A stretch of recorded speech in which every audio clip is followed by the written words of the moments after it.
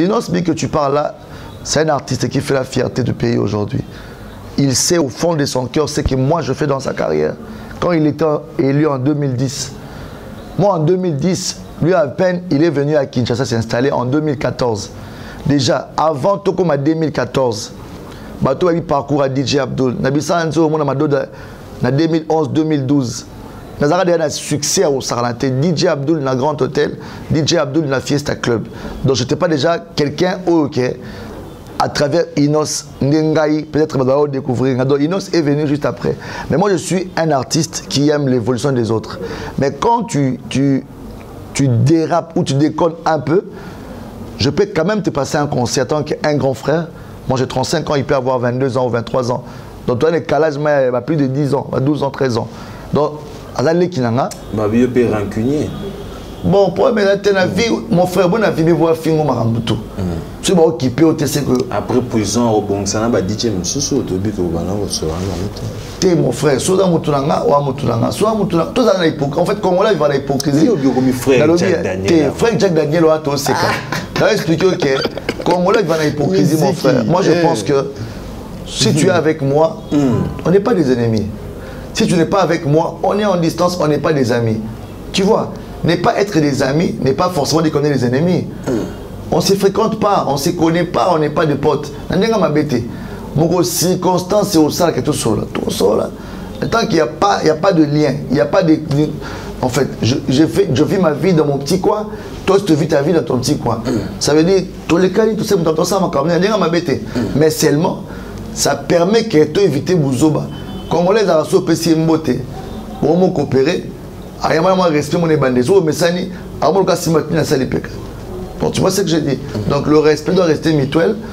Aux Amasananga, oui. Aux Apot Nanga, c'est bon. On est tous contre les viols au Congo. Moutoumoro Talingaka Kombo Aname. Et comme il commerce dans le Congo, il y a des familles où ils vont monter l'histoire pour détruire. Par exemple, Netio Salramoussa, Naobabik, aux grand là, la CMB.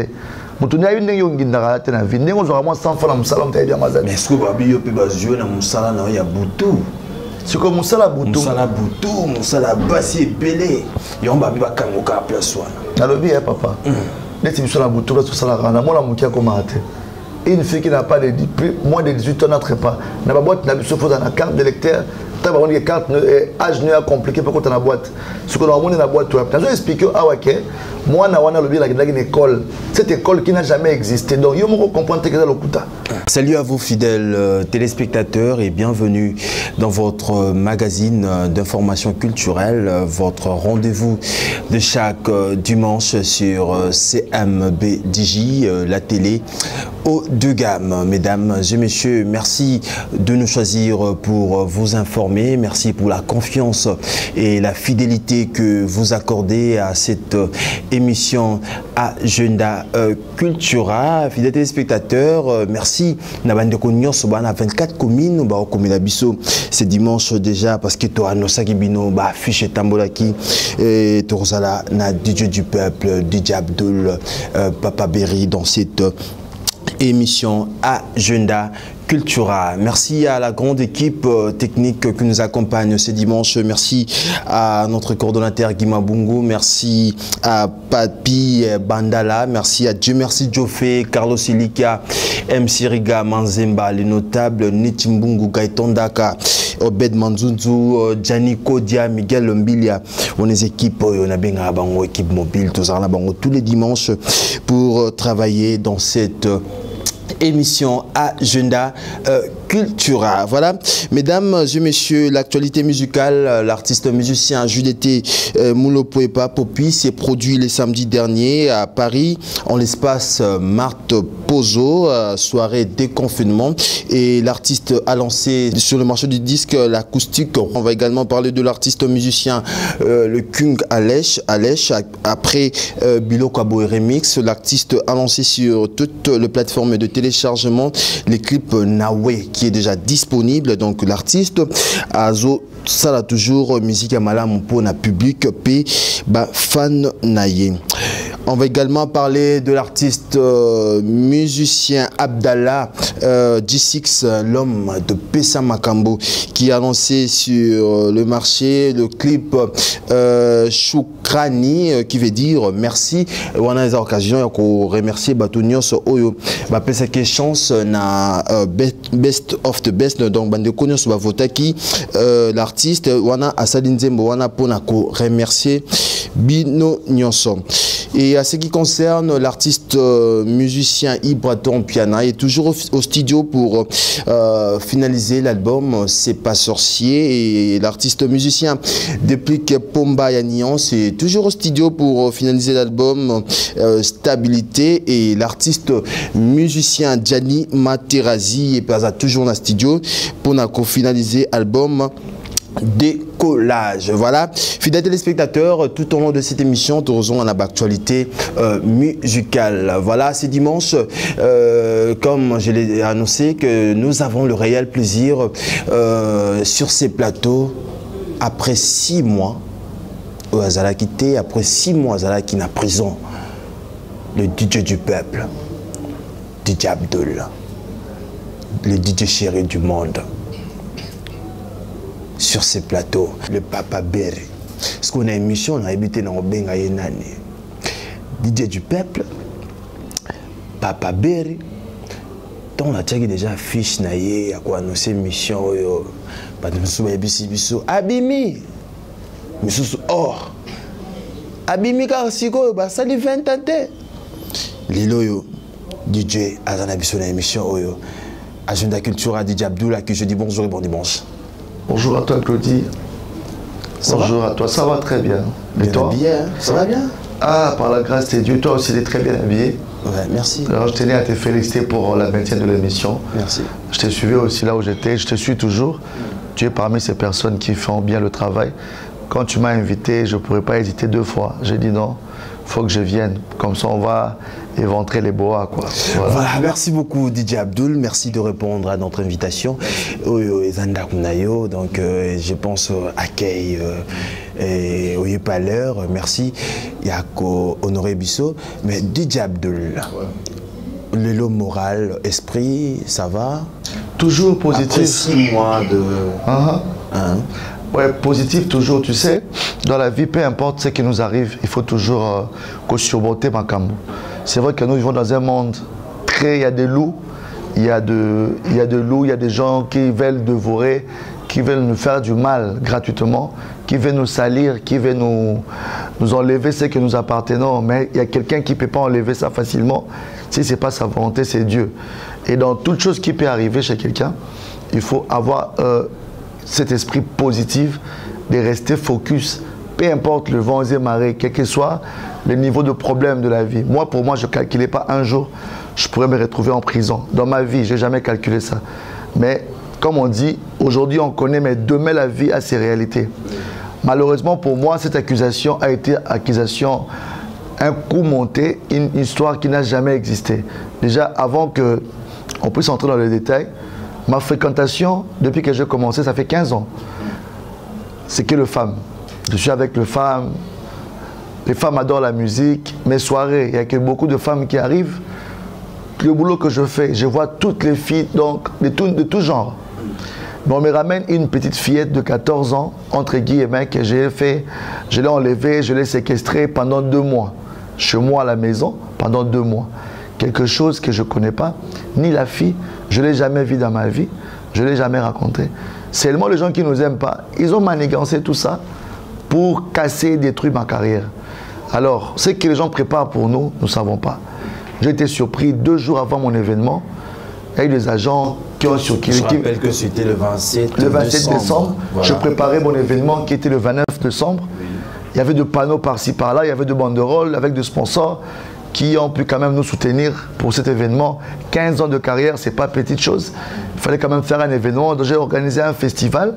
J'ai invité des amis, DJ d'Angola, d'Afrique du Sud, de Brazza, ici de Kinshasa. Mes amis sont venus me soutenir, les artistes. On m'arrête 2 jours. Mandat d'amener, enlèvement sur mineur, quelque chose comme ça. Directement parquet. Parquet, problème. On me présente la fille pour le confortement. Une fille que je n'ai jamais rencontrée. dans une école où moi j'étais invité, soi-disant, une école qui s'appelle Lycée Motema Mpiko. On m'avait invité là-bas pour aller animer. C'est là où j'ai rencontré la fille et je l'ai pris à l'école. Je l'ai ramenée à Brazzaville. On a fait 1 mois avec elle à Brazza. Après 1 mois à Brazza, je l'ai ramenée chez moi. 1 mois encore. Tous ces temps, c'était le mois de novembre et le mois de décembre. Or que moi, j'ai commencé à préparer mon événement 6 mois. J'étais à Kinshasa. Je n'ai pas bougé. Novembre, là où la fille a dit qu'on l'avait enlevé, j'étais à Kinshasa. Je préparais mon festival qui était en décembre. Donc ce qui est déjà faux. L'école que la fille a raconté que je suis allé là-bas, les agents sont partis faire des enquêtes. On est parti à l'école lycée Motema Mpiko. Il y a plus de 5000 lycéennes. La fille n'a jamais étudié là-bas. Brazzaville, pour partir à Brazzaville, une fille qui n'a pas 18 ans n'a pas droit de traverser sans l'autorisation parentale. Même le fille de 29 ans ne traverse pas. Il faut qu'il y ait de procédures, soit elle vend des histoires là-bas, elle montre ses fiches, l'argent qu'elle part faire le commerce. Depuis un certain moment, il y a eu des agents qui ont parti faire des enquêtes. Mais tout ce temps qu'on fait des enquêtes, on fait des histoires, il y a des gens qui partagent le message sur les réseaux. Ah, violez-moi là-bas, toi, Saliboué. Tout le monde on a posté le violaire. Voilà. DJ violaire. Il y a merci, il y a Makassi, merci, j'accepte. Mais celle, je dis, selon mon corps, tu sais, à Tabafingio, tant qu'on est que vous avez un bon côté, mon pamba. Fallait qu'il y ait souvent humilié, bâti bolombo, pas à la grand prêtre, tout ça, mais la rapport n'a été là. Il y a souvent un Nzambe, il fallait qu'il y ait un Ndara Meme, Ndakwa Soni, mon kilo Zabango, il y a un château mobile dans ma campagne. Grand prêtre, dans ma campagne. La vie est un mystère. Nabanzela mususu oyo netinga par exemple makambo esali kena koma suna succès à niveau liboma na bato ba yeba kinate na sepe no makasi DJ Abdul oh na mamba viol na sepe na ngo makasi positivement mais na sepelité na sepelité na mitema mabe na bango ya kotia kombo wana ya viol likolo na nga parce que mutu elo kwa neti bafundi mutate ka mapa kayibili mais yo mozolo ba o c'est nazo expliquer OK bato asali bongo na sepe na motema mabe na bango grâce à motema mabe na bango ne sali kelelo makambo nangé kende bien faina le kana prison na le kana prison na mona la réalité o ezakuna et forger ngai et comme ça DJ Abdul Oyasika pas à qui bongo te avant kangama tu vois on est tous contre les viols au Congo mutu moko talinga ka kombo wana mais et comme e-commerce na Congo lelo il y a des familles où ils vont monter histoire pour détruire tout. Par exemple, Netio Salah Moussa na obabika a uzara grand là la sembe. Mutunya une yongi ndara tena vinde uzara moi 100 francs Moussa on taïdia mazali. Mais est-ce que babi yo pe bazio na Moussa na ya butu. C'est comme Moussa la butu. Moussa la basi belé. Yo babi ba kangoka place wana. Na lobi papa. Neti Moussa la butu sur Salah rana moi la mukia comment até. Une fille qui n'a pas de moins de 18 ans n'entre pas. Na ba boîte na biso faut dans la carte d'électeur. On a carte âge ne compliqué pour qu'on a boîte. Ce qu'on a monté dans la boîte, tu as expliqué moi na wana lobi la une école. Cette école qui n'a jamais existé. Donc yo mo comprendre que dans le kuta. Parce que moi na mon pays au tika mon a été. Na lobi que na mon a été na yebiété. Je vais parler en quelle langue? Na lobi na mon a été na yebiété. Ce que muto mon a to yebiété, tu vas faire quelle magie? Toi tu penses que je suis qui dans ces pays pour sortir de la prison à acte na salé? Mais seulement, tu sais, la justice, il y a des procédures. On t'arrête. Ceux qui ont fait, ceux qui vont retrouver fait et qui ont fait. Mon frère, on te condamne 20 à 25 ans de prison. Moi, mettons qui a pris ici, n'a coûté pas problème, tabakanga kinga, grève à magistrat en janvier, je crois, et j'ai au moins 1 mois. Tout comme février, procédure, tu sais, la tribunal, tu es là, les lobbies, mars, Covid-19 fait 3 mois, il y a un dossier qui a été qui a 6 mois. On a 6 mois, mais 6 mois, là, je passais beaucoup de difficultés. Il y avait beaucoup de programmes qui n'étaient pas là. Ce que je fais, c'est que je il y a des gens qui ont famille wana bakima. Ni la fille, ni maman la bango, ni papa la bango. Non, je suis acquitté. L'acquittement, c'est quoi? C'est pas ou liberté provisoire, ou on te libère gracieulement. Non. Ça veut dire que tu es innocenté. Tu mérites d'être libre comme tout le monde. Mais seulement toi, au Congo, tu vas tellement belé. Sur ta mité, tu as un problème. Tu as remarqué que Au tien affiche, il y a agenda culturel, il y a émission agenda culturel. Vous comprenez? Nous avons partagé. Mais je suis journaliste, mannequin, on a publié Moutakala. Je te jure, on va publier dans un groupe, on va partager. Donc, on a un sentiment, il y a publié comme un B, qui a publié et c'est Moninga. Tu vois?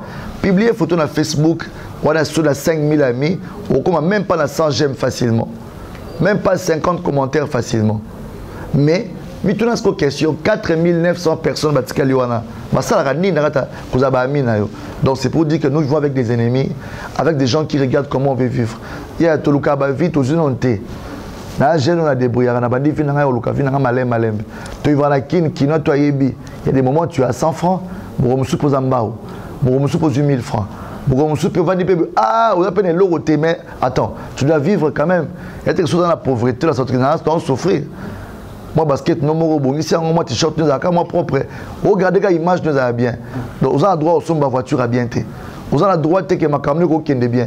DJ Abdullah Sali publicité na réseau moi mon ne ba PC autant. DJ Abdullah Somi Jeep Katmatik à Sika Azumbongo.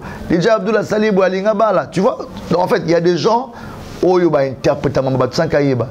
Entre temps, tout le monde soit piaka, à Osalopé schéma, mais quand même, DJ Abdullah. C'est très triste. Pourquoi seulement DJ Abdullah? Il y a un problème aux Anasima, il y a Marambo Nyonso, il y a quelque chose. Pourquoi seulement DJ Abdullah? En fait, moi je dis. Ata mokili sangani ndenge tout mais so nza bena lobité lote ata mokila ko luka ko isa betio pe likofi tout mona ngo job batumba loko na te ndako ezika ba société beba ba ne ba kofi surtout ba biko komi frère ngai nazaka frère liboso nazaka frère. Je suis dans une famille chrétienne. Prison, na télévision. Non, rien à voir. Je suis toujours chrétien. Entourage même prophète. Na prophétiser la bango même. Parce que l'olinga ba frère lokuta ba taraïf ça bien aimé dans le Seigneur atelo nyamba ndo moni mosala nzambe. Quand ngana ba mela whisky frère Jack Daniel là au théo kitoko. Non, c'est la vérité. Frère Nani, frère Jack Daniel. Parce que mon hypocrisie dans la bateau, il y a un des Congo. En fait, je ne suis pas contre les hommes de Dieu, mais on a tellement de gens qui utilisent le nom de Dieu en mal. Tu comme moi, Nzambe, il y a 15 versets bibliques,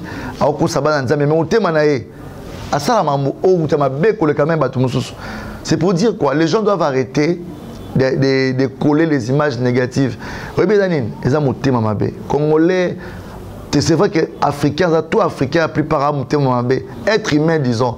Mais à Congo, et comme vraiment on dirait comme ça, Congo tu imagines que Moutouboye banate, beaucoup tanate, Ozoé loko na été, Oulinga Mwasi na été, mais il se permet de t'insulter gratuitement, de dire des choses qu'il affirme, il confirme, c'est comme s'il était là.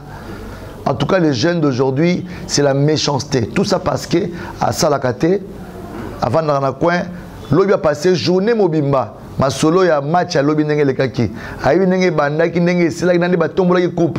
Si vous tant le kaki wana, y en a Joe Moiseau bossé dans un restaurant. Abina moi 1000 francs na tongo. Tongo est tani binom balé. Il y a du monde bon, on a soumis la main ya bien. On va comment minene, bana on ça na CMB.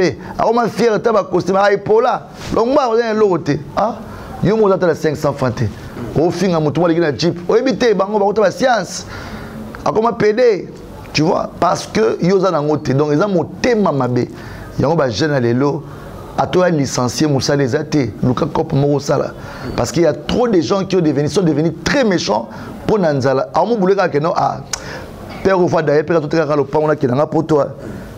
A mon ça on souhaitait lui voir parents na ba kufa. Atika ni héritage à parents parce que vie d'ailleurs mon quoi créer en mabe. Attends, à tous une mort à parents ba kufi. Oboni ba parents na yo pour teka le pango na bango o ba souffra. Yo za mbongo na ko ringi nango o sa nango lo tete to mona mutu ça qui da poto. Azaka aboye, ça dit ya ba mbongo bila kelima be. Luka mbongo no ya normal au souffrir au ça l'émission na yo, au créer ba relation na yo. DJ Abdullah beti musique na iba ba bini, o ya CP na nga payé moi 100 francs. Donc c'est pour dire que ma qualité tout wana moi je suis un responsable. Dans les bindeni moi aussi, je suis un responsable, un parent. Donc je ne peux pas, j'ai des filles. Donc je ne peux pas déjà faire du mal à une famille. Tous les cas à la télévision. famille wana lelo o eska baza na ebité ba kimi parce que ceux qui dagi monter à mabe peut-être ngeza encore mabe mais baloba donc ça mabe na mabe te yango na talika que non nzambe moko aimenya ofuta famille wana o ba ngeba sala mabe ponanga nga stalimbisi bango baza na compte na nzambe o za nzambe ya justice aimdeni na ofuta bango. Mais DJ Abdoul d'abord ton on kagina ba kangayo pour un dossier à viol personnellement. Et ça qui on dit non mais au tali 20 ans à prison papa ça là ngai loroté parce que na yebe loroté comment ni mutaza na conscience on a mes conscience donc le moment to constater la conscience nga depuis bakanga premier jour dans le barak Canada innocent na yebe loroté c'est comme si quelque chose était derrière Makambo. Après j'ai compris qu'il y avait des gens très méchants derrière cette histoire. On comprend, il y avait de mains noires, il y avait des gens qui n'aiment pas DJ Abdoul qui ont complicité avec ces gens là pour me faire du mal. Mais c'est ce que j'ai dit. Mon kileko ça la complot. Batouako sangana. Mais décision ils en la caille panzambe. Parce que dans ma case nanga moko na weko bundala batouana te. Parce que ba qui puissant, batumusu bala qui payé, batumusu bala qui motivé au sanga mabe. Mais nzamba lobi non. Mission à moi nanga na mokili. Na ne koksamité. Alors nzamba épargné nga, nzamba sunginga, ba juge pas batama yele. Bakonzi na biso Congo, babi état des droits. Ils ont pris leur temps. Vous voyez que le jugement, monsieur Salamata, monsieur 1 an, 2 ans, ça la banquette, MHD Autobima. Après 2 ans, est-ce qu'il y a un MHD là pour corrompre la justice? Rien. Mais déjà, donc, il peut belé Internet ou le bas. On a la bombe à la maté, lobby, ça va problème na yo, na frère na yo Inosbi, de comme ma pesi ba makambo nyonso. Avant yokota prison, makambo bane koloba, makambo ya lobaki. Internet est mingi. Lelo pena tala caméra ya liboso na o expliquer ba congolais nini ezoleka. Non en fait ngai nazo kakana yo poyokia. Bato ya bato o dans le balanzela, toi na tenté, toi 80 millions d'habitants na Congo. Est-ce que dans la tente la porte mo on a expliquer bango mo le toi na sembe, tu as expliquer bango. Makambo bino bozoyoka, eza makambo boyoki. Nga pe na yoki bongo. Mais je suis pas là pour confirmer. Pour moi c'est quoi? Na makambo boyoki. Ezala yango te bato basangana ki pour basalanga mabe na limbisi na bango. Vous comprenez? Na limbisi bato wana nyonso yonto bandaki. Bon, en fait, ko banda to ko sukisa. Na na poso ozonga simate. Au moment to ça lelo, ata to yesu lobby to ça la même chose, to répondre en côté. A to la team même elamba, même kit, même design, to ba maram to a to répéter ngo et ils ont sauté. Ça veut dire quoi? Ce qui est passé hier ne reviendra jamais aujourd'hui. On doit avancer. Moi, je pense que la meilleure solution, la paix est la meilleure des choses dans la vie. La guerre, c'est vraiment la guerre. Parce que si nous mettons la guerre sur la guerre, on n'ira pas dans l'amour. Moi, je pense que l'amour doit primer surtout. L'Inosbi que tu parles là, c'est un artiste qui fait la fierté du pays aujourd'hui. Il sait au fond de son cœur ce que moi je fais dans sa carrière. Quand il était élu en 2010, moi en 2010, lui à peine, il est venu à Kinshasa s'installer en 2014. Déjà, avant tout comme en 2014, bateau a eu parcours à DJ Abdoul. Nabissa Anzo, on a 2011-2012. Nous avons un succès au Sarlante. DJ Abdoul dans Grand Hôtel, DJ Abdoul dans Fiesta Club. Donc je n'étais pas déjà quelqu'un ok. À travers Inos Ndengai, peut-être que vous allez découvrir. Donc Inos est venu juste après. Mais moi je suis un artiste qui aime l'évolution des autres. Mais quand tu dérapes ou tu déconnes un peu, je peux quand même te passer un concert en tant qu'un grand frère. Moi j'ai 35 ans, il peut avoir 22 ans ou 23 ans. Donc toi, le calage, il a plus de 10 ans, 12 ans, 13 ans. Donc, Azale Kinanga, Maza Star Nabiso, les lots, on doit être très sérieux et très conscient qu'il fait la fierté du pays. Mais faire la fierté du pays, c'est bien beau. Mais il y a des choses où tu dois être humilié parce que toi, l'équipe paye à Yaya. Tout ça, grand frère paye à l'équipe. Génération où peut-être la vérité, on a taillé ces chemins. Avant que Bango Baya Lelo, Bango, Bagaz, Mawete, DJ Toubazoya Lelo, il y a eu quand même des DJ Abdoul, DJ Nani Virus, tu vois, DJ Baya qui m'a mis la musique, où ça a succès. Après tout le monde qui est innocent, les qui ont sur Bagaz Fabulous, les qui ont sur Bagaz Mawete Bazoya, ça fait plaisir. En fait, tout le monde, Bango peut avoir génération, mon super Roya, Bango remplacer Bango. Il y a un moment Lelo qui est non, musique à Congo et comme Kinina. la tendance mobile parce que il y a une nouvelle génération oui batwa lo mona mutu na bango kenga dans un problème na inos ceux qui ont un problème na ngai je sais pas mais moi intérieurement même, il reste un petit frère pour moi il reste un artiste que nous tenons mais quand même ma vidéo peut retomber la émission c'est là qu'il y a vos côtés prison bon dis-moi ils ont confirmé que yem takangisa inga na confirmé té voilà non non non yamosko bato bazoloba yo zoloba o bato bazoloba ma parce que on expliquer bato ke o bozoyoka eza ya moté ngana oloba makambo oyo internet oloba oyo balabala oloba tozana dit champion c'est comme ni balabala kasi bon balabala bozoka nga balabala avec tout le respect balabala o boyoka ki eza bongoté nga mokolo likambo ngai soki eza yango to eza yango te na kombo ya nzambe abatelaka biso ngai nasi nalimbisi baunion ya ngai bato basalaki nga mabe parce que nabimi kobima na ngai ateke nabimi kaka boye te ça veut dire balandeli makambo nyonso bafundelaki nga ezali makambo ya lokuta nde leta mbula matali asali ke mwa mobali oyo bakangaki epamba pendant 6 mois so toyaki na poto mais ero mon frère nazwi dédommagement ya niveau. Parce qu'en Europe, quand tu es innocenté, après, on te paye.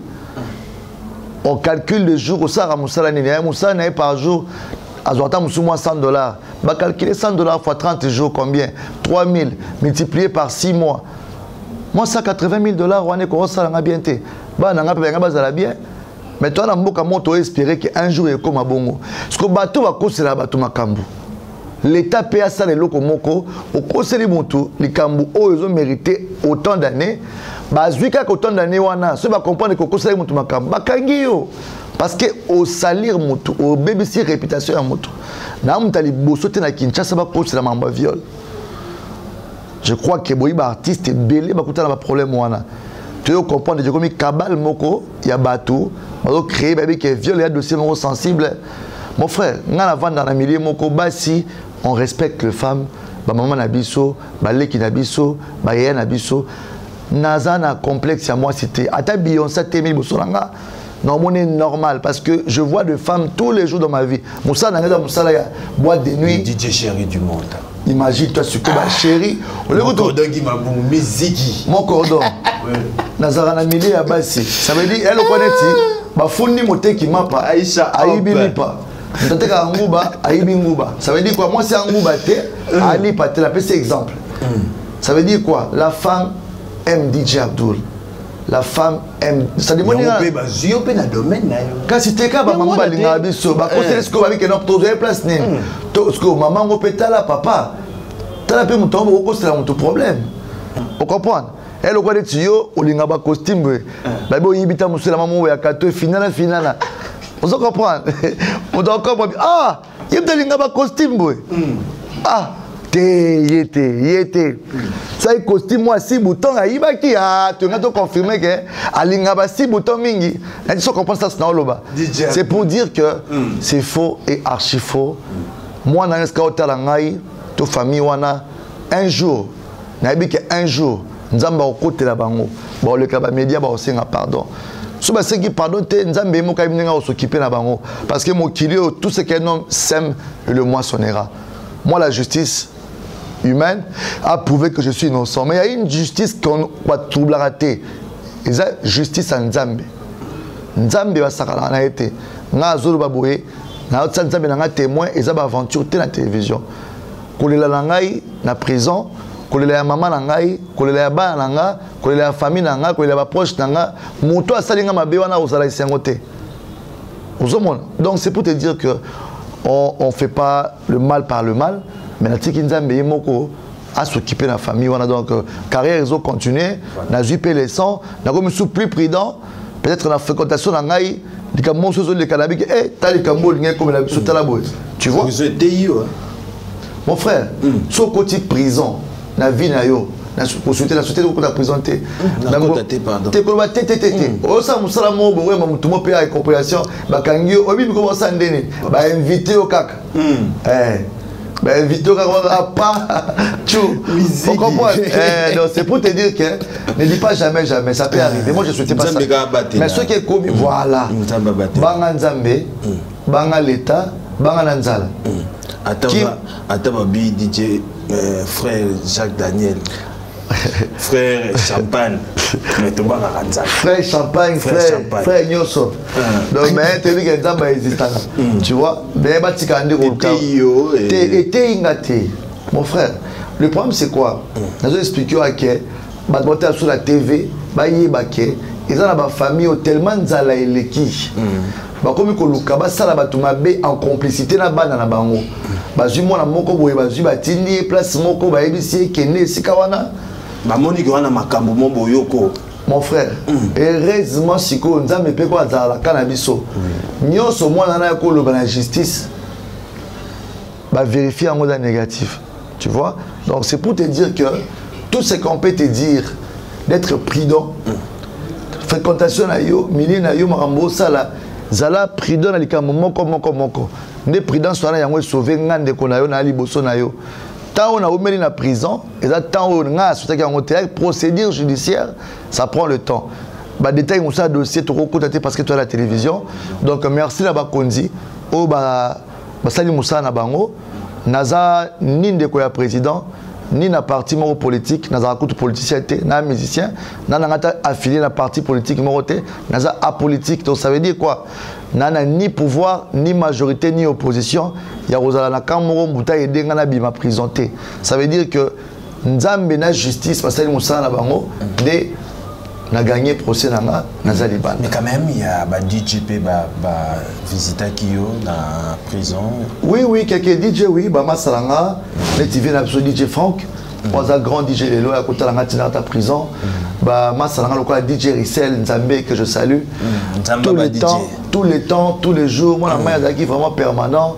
Bah DJ Sizol, la qui est en prison, DJ Tigana, bah DJ le quoi bah DJ Touch qui est un frère, bah bel ami Kapenda, bah Joe Boendoa, bah artiste et Pébélé bah qui. En fait, pour l'artiste et musicien, c'est vrai que DJ Maroula qui est dans mon été. Au moins il y a artiste et musicien à Bissau. Aujourd'hui tu vas vers la psychologie bien piano. Tout le temps, tu as comment commence à évoluer le dossier, courage, mamboué. Félix Oazé quoi, Komelanga, Velanga Quadra, Komelanga Hermoko, aujourd'hui, comment il s'appelle, Héritier Watanabe, malgré là où il était à Paris, on s'écrivait, bah courage, Banini, Fabregas, Maestro, Buna Filé, Hermo Vandiboya, tu vois, c'est quelque chose, bah Ibrator, on s'écrivait, aujourd'hui, Batoloka, Balani, Masalanga, Mignon, Abraham. C'est vrai que nous sommes sur les gars, ils ont bossé autant à combo, qui est moi bien été. Abraham, Dieu a frère Nanga. Quand les gars à la télévision, il y a la télévision, il y a Tanguy, il y a Tanguy, ignoré. En fait, je n'ai pas papier, je peux oublier. Moi, je vais vous dire, voilà, combo, bonjour. Donc tu vois, quand on a combo dans l'émission, et le mot bolingo, on a honte pour naïo. Donc Abraham, Mignon Abraham, Soso Landangaï.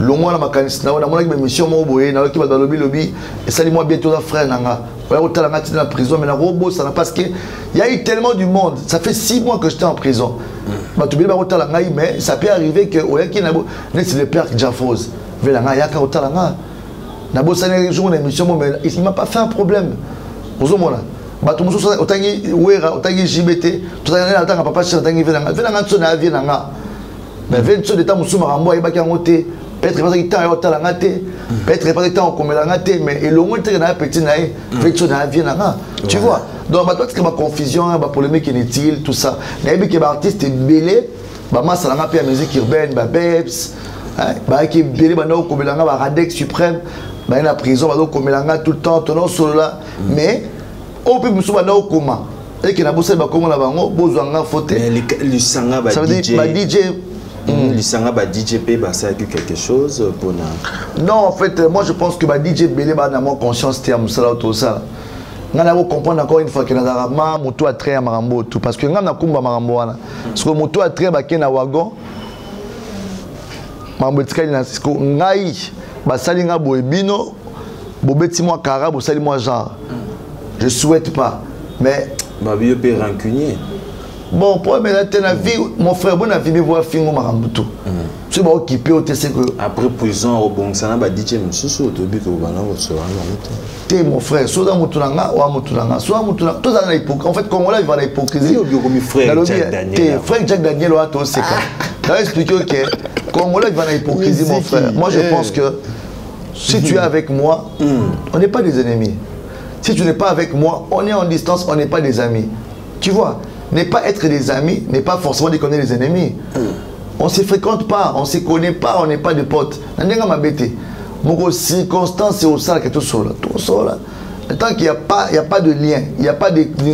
En fait, je vis ma vie dans mon petit coin, toi tu vis ta vie dans ton petit coin. Ça veut dire, tous les cas, tout ça, mais seulement, ça permet que tu évites Bouzoba. Comme on les a reçus au PC Mbote, pour me coopérer. Moi respect mon ébandezo mais ça ni avant le si maintenant ça les peka. Donc tu vois ce que je dis. Donc le respect doit rester mutuel. Aux amas salanga oui, au apporte nanga c'est bon. Tout ça bon donc c'est mieux quoi. Merci encore à l'artiste la déplique. Il m'écrivait tout le temps aussi donc voilà. Bah on entend que va combien dans l'esprit parce que va ça on soit tout le temps. Mais je dis pas que bah on soit combien linga te va linga raté. Donc au peut attendre comme on va monter la linga bon quand même sauf que si tu n'es pas mon pote, tu n'es pas mon pote. Donc c'est un peu ça. Voilà, c'est le DJ Abdul. Voilà. Papa Berry, non, ouais. Papa Berry est quoi le moitié parce qu'il est éternel. Mikolo, papa chéri à Benganga, DJ chéri du monde. Talaka papa chéri soit Pessio Combo. Et Tikala. Est-ce que vous avez papa Berry, tant vous avez Basuki. Est-ce que vous avez une vidéo, na mona qui obéta qui là na prison pour ouais mouvement là na masana prison bolon de musique la peste pas de demande boté prise avec non moi tout na oya na doya barret babi oza leader na bango t'es bon na côté bango de mouvement ça bolon de musique existe depuis qu'à la prison parce que la prison c'est vrai il y a des condamnés il y a des innocents il y a des gens qui sont là de présumés mais il y a aussi une vie partout il y a la vie là-bas aussi il y a des gens qui vivent. Il y a un orchestre dans la Katikuna. Ce que je bakangi DJ moi abonné ne peut azarana ba artiste. Ba organisateur orchestre. Ah DJ courage, bienvenue à la maison. Ah vie d'Araboué, kucha société. Zama kasa mwa mobali obmanayo. Yoko to mano to mano parce que makamna to yiza ngo ya solote obmano ngabi. Ah zama kumba masoke da bongo parce que prière na biso ezaki na bima. Mais DJ a to sangana moi tel jour. Moi présent c'est ça la bien. On a moins stress. Moi guitare ezawana. Moi synthèse ali moi nzwaka et ça la bien. OK, pas de problème mais na raisonner na mbamo na kenena nte. Ah ba jo balingini. Na kiso ça va répétition. Na box ça na. Je me suis lukanga sur les bon. Comme insistance trop na bon OK tokepe na kuti ba matériel les ana micro o. Na se déchaîner. Oh que t'as dans ça biloko wana. Moto bonga na filmer na yeba ite. Ba zuba image ndenge pelega ki ba balancer na réseaux sociaux et tamboli na ba page DJ Abdul la salle orchestre na kata makala. Mais bolon de musique et d'orchestre mo existera. Déjà. Et ça na ba rockanga guitariste mo boye. Tamu so kangi drummer mo boye. Tamu so kangi chanteur mo boye kuna. Tala na eza yango na obimsa ngo wapi. Mais quand même ce qu'on a linga dimanche les lo ndenge ba ndeko ba kotala biso kuna na prison. Centrale makala opesa. Baba gouverneur opesa gouverneur mbote azaki kuna. Na pesi gouverneur à pavillon 1. Gouverneur Eco, la pesi mbote mon directeur à prison papa Flori, Motato numéro 1 à prison papa Flori. Faut voir déjà pour vous mais ça on ne sait jamais. T'es dit pardon. Papa Flori. Ah bonne relation. OK, na roboa quand même papa Flori na pesi mbote papa Flori na. Papa Flori, comment on a la Boussama? Papa Flori, directeur. Il était à prison. Il y a prison. La Pessimote, la DS, Trésor, Motatro, Riguen Mata, la Pessimote, na Corbeau Charlie, na fait un champion. Ouais, tu vois, ma chef. Ma chef. Et ma collègue, ma tellement bien, ma master, bazala, tout le monde, Adem Fabrice, Chicon de Chicon, ma salam bazala, toi, il a tout le temps à ta boloko. En fait, prison des abons, écoutez, la moto, t'as un problème, on ne peut pas la chambre, quand vous la chambre, il y a 2 personnes, quand vous avez 4 personnes, chambre, ça dépend de louer chambre. Mais après, tu manges comme à la maison, tu as macabre, réchaud les douche les télévision les air dans le couloir, moi Moi, Tchombo, mon ami, ça y est, moi, message, moi, appel. Vous voulez ce qu'on a dans l'autre alors quand même, on l'a monté. Oui, on l'a monté. Fais la méca. Ah, t'es. Namona qui a menacé l'homme mécaté. Depuis dans la Yikuna, en tout cas, vraiment, famille, dans l'équipe, là, mon ça qui est fort, que attends, mon comment on a nzalate. Donc, chaque jour, il y a provision à j'avais un petit frigo que je mettais les histoires, nana réchaud, fer à repasser.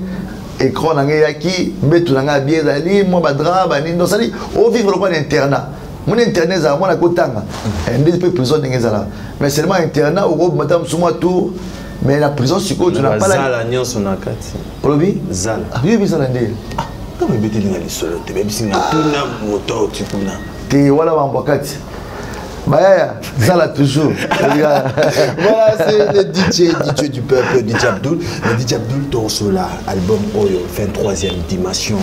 Album où question est belle. DJ Abdul au salaire mondial. Mais on n'a pas tout sur l'album ou tout sur la régie. Tout sur un moment. On habite tout sur un moment. Non, pour faire ça, tu as lettre C. Lettre C, ils allaient m'opérer ma clip, avant la côte à prison. Et puis il y a 2 clips, promotionnellement, pour y avoir annoncé sortir l'album. En fait, l'album faillit en décembre. Mais tu as en décembre, ma projet est dans le studio. Alors il y a déjà des chansons au DSI là qui. Une grande partie va dire qui n'est tout coordonné, ces jeunes absous et péqueños, en même temps avec les Dirkaba. Caleb Dinatale, on est jusqu'au ma solo tout, na Dirkab, ça y est si ma idée, imprimé va céder au Moniwana. Le temps que, comme anniversaire, comme le 23, déjà fait les procédures, on a comme presque la souka, on a osé la délibération un dossier, il fallait ça la d'ici à juin. Tu dis ah le roi peut tomber dans Obima, parce qu'il y a toujours positif qui est dans Obima, parce qu'il y a eu le Moroté. C'est des personnes qui ont joué et on sait bien, tout ça peut vraiment maquiller l'album. Le 23 au jour anniversaire le 23 juin, écoutez, on a ta prison. Staff n'a organisé vraiment événement, organisé parti. C'est vrai que tu as la Covid-19, mesures de barrière, pas plus de 20 personnes, organisé vraiment pas plus de 20 personnes. Écoutez, on a moi chilling quand on CD, moi affiche. Là où j'étais mon frère, j'étais trop touché. Je dis merci à mon équipe. Merci pour tout ce qu'ils ont fait. Donc, malgré mon absence, Batoubaï qui est belé, Baï qui participe, Batoubaï Soubina va céder. Donc, c'est avec plaisir, ma casse, comme on a le premier album DJ Congolais et Bimi, n'a pas fort mot personnel, n'a pas fort mot à connexion, ils ont dit structure na biso, structure à DJ Abdul, ils ont produit dans DJ Abdul, et puis ils ont appelé un service à l'artiste et belé, jeune talent. Autant mon choix talent mais ma coquille au studio exacté à travers biso to salisae tout le monde qui a talent et qui a la dire mon à bien to côté studio to manager tout ça les production à projet pour un cours délai ceux qui producteurs moi mon ami à makasi que le kabiso à juillet à continuer carrière na aimé et propulser ka talent parce que na Kinshasa na Congo ndekonanga et na moka moko te na monde où l'équipe a congolais na travail na ba talent mais seulement tout ça toujours la culture va aider vraiment ma culture et qui est bien enfin que chaque artiste aille se retrouver dans la œuvre. Voilà, merci beaucoup DJ Abdul. Téléphone Panzana, un message, ils ont tellement belé dimanche à l'élo, comme la bisso, de quoi prison, comme la bisso. Et merci à notre frère Tony Koko Pession Bota la bisso. Kuntoa la Tony et Yoyo Casserole, Bota la bisso. Tu l'as Yoyo depuis Grèce, donc ça dit big up à ton frère. Voilà ma famille quoi, directement. Mazoshi Karim Kadima, Bota la bisso. MC Riga Mazemba. Voilà, MC Riga Mazemba. Voilà, Bosé Belé, R Diozo. Voilà, merci. Alors, DJ Abdul, lettre C, la moni, Olati, Maputa, conception, monsieur, il y a Nzebo. Non, c'est par rapport à cette chanson, qui sert bien, à l'Ingape, style africain. En fait, ça m'a aussi beaucoup inspiré. C'était une façon de la dire merci. Il y a parmi toi, je te l'ai rappelé, DJ Abdul, d'une autre manière. Donc, merci vraiment à elle, Karine Moukan de la pétrolière. Donc, comme on est Karine, nous avons la lettre C. Vous avez bandé la commune. Et donc, c'est une chanson que je chantais avec tout mon cœur et tout. Donc, c'était une façon pour moi de l'offrir. C'est beau cadeau. Elle était très contente de l'avoir comme cadeau. Et après, on a fait le clip à Lubumbashi. Après, on a tourné le clip à Cape Town. Oh, peut-être au total, il y a quand même 2 ans qui avant Marambo comme Elanga, c'était les 2 chansons promotionnelles. Oui, Maki pour danser album. Mais là aussi, on est en plein tournage de nouveaux clips. Tous les Dakar va déconfiner Misopo que Marambo comme normal, enfin que tout ça Marambo est singé. Mais en gros, vraiment, on avance. Tant que la qualité clip, on essaie un peu. Namo moyen moké nzamba osunga en fait que makambo za la moko ko melinga awa Francine Ngwanzu alobi yo na boloko okoti studio ndenge nini bo ba nzembo ne salamaka avant la kangama et salamaka avant la kangama donc c'est ça en fait il y a un moment où on a pris la boloko je coordonné avec l'équipe qui était dehors pour que babimisa yango parce que l'inspiration na bimi nango siko sur la bimi nango ba projet na sagi liboso et yo kala sauter parce que on a nango tellement ya sika fait la bimisa o eza ya kala enfin que ba on a kabol album na 2 volumes premier volume yango na nango et puis deuxième volume né au masco en décembre voilà les albums il y a 10 titres. Voilà, plus 5 bonus. Plus 5 bonus. Voilà, il y a 23e dimension, il y a combo album, il y a des Tokyo Love, il y a Pindieu. Hein, Chiluba, Pindieu. C'est-à-dire Sikot. Pindieu, il y a Awa, Moussenzi Azate. Il y a Yote featuring avec DJ Spilolo. Il y a Find Your Love. Find Your Love. Il y a Embouteillage featuring avec DJ PDZN. Il y a Dindo featuring avec DJ Dendon. Voilà. Il y a Mibale.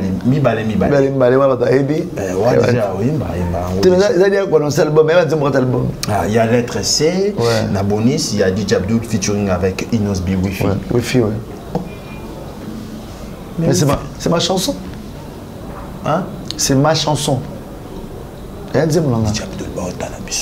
Oh. C'est la chanson de DJ Abdul en featuring avec Inos. C'est ma chanson à moi. Mon yamé tourné nzembo wifi la nan. Aoye so que c'est DJ Abdul. Nzembo ba foulé la ran. Olobi? Nzembo ba foulé la. Yoka ki? Nzembo ba foulé nga madon nzembo sala ke na yeba yango. Nzembo ba foulé la DJ. Nzembo wala ndé vraiment ndé sali ke na koma vraiment na yeba. Wifi. Wifi. Rasunde. Wifi. Yembo nzembo. Kasi nzembo ba foulé nga yebi yango te. Parce que il faut y avoir un peu de musique. Ah ouais, il y a un DJ Abdul, DJ Abdul est bien monté. DJ chéri du monde, Aïcha Hop, n'aime ce que Makambo, dimanche à l'élo. Musique. Erasmus de Nérefan à monter. T'as bien. T'es bien Nzembo na yo kasi. Kasi Nzembo na nga. Mon cordeau qui m'a bon. Bon, dis-moi que ça nga pour la yeba kasi. Bon, nandimi ayo. Bon, dis-moi que ça nga. Nzembo ya nandimi. Bon, Nzembo ba foule la ki. Siko Nzembo ba foule ki nga oyebi ya moté na expliquer mon nezala. Pour Nzembo foule la moto, Nzembo yo fait ba ngo yemba ngo. Panza wifi na se connecté mama. Panza wifi na se connecté bébé. Namoni yo nanzela, motema na nga ebeti mbumbumbu. Zoom zoom zoom coup de foudre à l'horizon.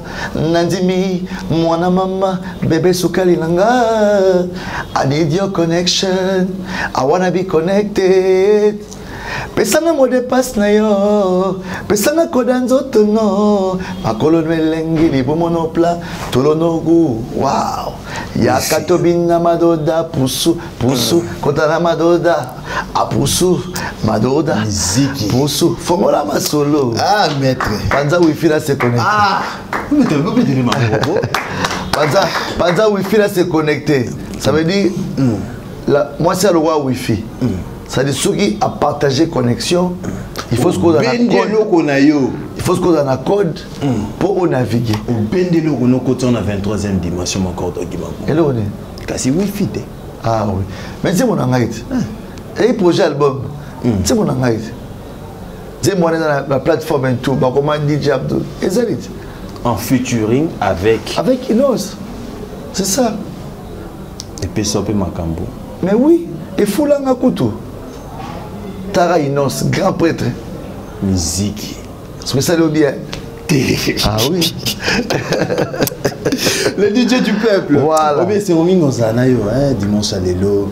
on a posté que tu as eu ma question moi qui donc on tika na te on t'a avec ya mangana avec mutona ma question mo donc ma question ba to ba bala do on do beta on a tia cordon voilà mutila na c'est cordon peut soit bomi ça DJ awa ils ont rendez-vous donc c'est bien en fait chaque émission est dans un style nango voilà moi je pense que reste comme tu le fais merci parce que ça vexe personne merci oui des émissions tout le monde dans le public baba tu yo posa na batuna ba kenda vous avez information donc ça ce qu'on a base na ngamo ba benga ba base sando ok ba fan na op base sando na pesi no mbota to voilà Neti Nicolo Chanel Ndungi Sadam Lombe ba otala biso donc bango tout ma base sando prochain concert to ko inviter bino Kamboya Neti ngabo na senga ipe ba base na ngatu ba réclamer le moko parce que na mona ki na prison to musomo na longo ta musa longo mikonga ayo tala na kata makala alinga ou fort qui kangamaki afuti bien nae aye ti place waki na makala boye ba nte bokutana te fanatique musa otin sele on a biboye ba fanatique tout olinga musique à DJ Abdul olinga DJ Abdul o sepela na mamba salaka ozala ba commune nyonso to na poser ba président fan club ya chaque commune et ko permettre ngai na ya ko sepel sabino na ba commune na bino mais na condition ka moko na ba ke base na nga moreza ezali ce qui base eza bona président coordination de la ligne de matete par exemple fan club DJ Abdul tamusu 200 personnes to ko ka kwemo na matete to organiser moi événement mais que base na nga ba organiser na ko ta la base depuis na osana kisenso depuis na osana lemba depuis na osana limité en fait souci que na kutana ba fanatique na tu yakine auto ali DJ Abdul ara DJ Vilte DJ Kaya Gombetete o DJ Kaya ma campagne te na DJ Tukin na DJ 24 communes donc so linga musique nanga na wata tina suka ya kisasa pona hotala bino to kutana ngana bino esengo ndeti na pe après mission na rana bat le roi ba trésor tango on a ba base nangai voilà trésor tango Francine Gonzo Francis Diakota Jeff Kazadi ba débat lokosa to ça na ba débat lokosa wana to famille débat lokosa Figo Fienga donc Figo Fienga ba on nyonso ba Yves Youssef ba tu na Joe Gonzalo voilà Joe Gonzalo famille zamuneli alors DJ Abdul na ba le rotanga DJ Abdul Tia mon pépé et DJ Abdul featuring Nelson Tis voilà il y a DJ Abdul Poussou ouais. Poussou donc en fait Poussou et parmi les dis moi c'est un retour so remarqué na comme un bonus parce que besoin en CDT voilà et les gars à la TV pour la promotion et ça peut makamomé CD aux années n'ta soumis CD à la carnae azo capé DJ Abdul a jugé peut talent à savoir faire la plateforme peut à télécharger la plateforme de téléchargement payant sur déjà cotisé dans Spotify toi na iTunes toi na Amazon toi appelle ma plateforme tout vraiment aux légal n'ta ko so mantembo légalement aïe ba ka soutenir DJ Abdul au sommet dit mon il y a $1 ou ba ke et au côté DJ Abdul t'as quelque chose c'est toujours important t'as bon accumuler un mois après 3 mois 6 mois c'est peut que DJ là-haut azangata et l'on lié tena donc qui m'a bon on a 2 minutes c'est un de au moins comme le biso lobby tout na DJ Abdul relation na yo na DJ Marula zandeni parce que babi yo na ye non tout a un problème té na Marula en fait tout a un problème té le problème c'est quoi tout a ba camarade té tout a ba master té nga banda musala liboso na ye yipa ye asali ya sala les arana ki tsa batuka ko bazala ami commissaire ennemi na yo musicalement en fait au moins musique ya ndene sala bien nga pena sala guerre moko loyale ya guerre moko c'est qui est logique mais tellement mbelongo na musique et que makambo susu bon photo batela nzoto vous a moi kenge vous comprenez t'es 12 kutu te nga na 99 sur la bêtise jusqu'au 23 ou à 23 est un chiffre moins faux 12 est à 23 23e dimension 23e dimension voilà on appelle le 23 juin voilà album mais le 23 juin à 23h donc voilà quoi album mais que consommé donc bateau linga DJ Abdul toi linga sous CD numéro 09 90 88 88 89 09 90 88 88 89 tu reprenais un peu ma répétition déjà parce que dans une escouade en forme de Maramoto, tu répéter la Madou, la numéro 1 à Bandal, chaque lundi de 15h à 20h et puis chaque jeudi de 15h à 20h aussi. Merci. Donc, au pas artiste parce que l'artiste c'est tout là qui mon conduit Caleb Dinatal le Biboya sauté. Ça veut dire, autant il y a sous répétition, avant d'aller à Palais, on a recruté une nouvelle équipe. Pour passer la poste à travailler dans Bisso, à rejoindre la famille. Et puis DJ Abdul, le dans le théâtre, dans le cinéma, on a appelé surpris Nicolas Roya. Bon, la série télévisée, on a lancé l'histoire de Marambo, Péding et Leki, tout ça dans le cinéma, dans le film, tout expliqué, motivation à Bisso. Mais entre-temps, autant il y a DJ Abdul à s'abonner à Instagram, DJ Abdul Bokams, et puis dans Facebook, DJ Abdul, notre page officielle, et puis dans YouTube, chaîne à Connexion TV, on va s'abonner. Mon vieux Tentendai, Maboko Bank, mon thème, Maman Rachel Fouta, merci pour tout. Papa Didi Moudogo, Bukavu Dawa, merci pour tout. Narobo Sanate, le véritable boss, à Kosarate, à Yambara Téléphone Nae. Merci à toi Eric Mandala. Et sans oublier, toi Namokili, Code des Alaraïs, Yemta Géraba, Code Nyonso, le plus 243, le plus 242, le plus 991, le plus 33, le plus 32, Adalaka Moko, Ya Willy Moucheni. Le code mondial. Il y a avant M. Banamba, Glodi Oyambanan. Ah, Godiso aussi, c'est oui. Mais vieux bien, oui, que vieux, on a pas dans la prison, on vient à la salle, à Banya Lobaté. Mais, à vieux bien, aya otala nga peso na kokuja moto dame to bae ya Willy Moucheni, merci beaucoup. Voilà, merci pour la nyonso osa pour la partie. Merci DJ Abdul, vraiment to komi na suka na yo. Merci na batu tout batali biso Magalika Dima, merci à Yves Kizungula, Martinique Assissa, Grâce Bilolo, famille Bilolo Momba, Guino Sonciala, Solange Mbete, Cédric Mukoka Cédric, merci à Nayo, merci na Banda la Fifi, merci na ingénieur Christian Benza, merci na Christian Dombele, Bozé Belé, Botalibiso Annabelle Malonda, Olga Mouela Kitenge Aigle Jaune, Armanda Bostalibiso et Belé Blaise Tondez na Bossanioté Olingola Takitoko la bien boutique d'habillement le retrouvaille de Play na avenue Kasavubu numéro 64 juste na coin direction Gambela place Tola Tarawana na PCP DJ Langambote, DJ Babo, DJ Gaga, DJ Redach, DJ Rissel et na Bossanioté Claude Paningoy Botalibiso Belé Nemi Bilonda merci Yakota Labiso Jeannot Lukina, Germain Lokouli, merci également à toute la grande équipe technique qui va accompagner ce dimanche à l'élo, Gianni Kodia, Mokordo Gimabungu, Dieu merci Djofé, Papi Bandala, merci Nayo, merci à M. Siriga, Bozé Bele, Gaetonda, Kachikote, la Obed Manzouzou, merci, on se retrouve déjà demain lundi à 13h juste pour la rediffusion et le dimanche prochain pour un nouveau numéro. Bato Barate Bisso dimanche à l'élo, Barate Bisso lundi, Borota la Talabiso na semaine, Jordi Fouamba, Jérémy Converse, Baforme Rigen Mapambole.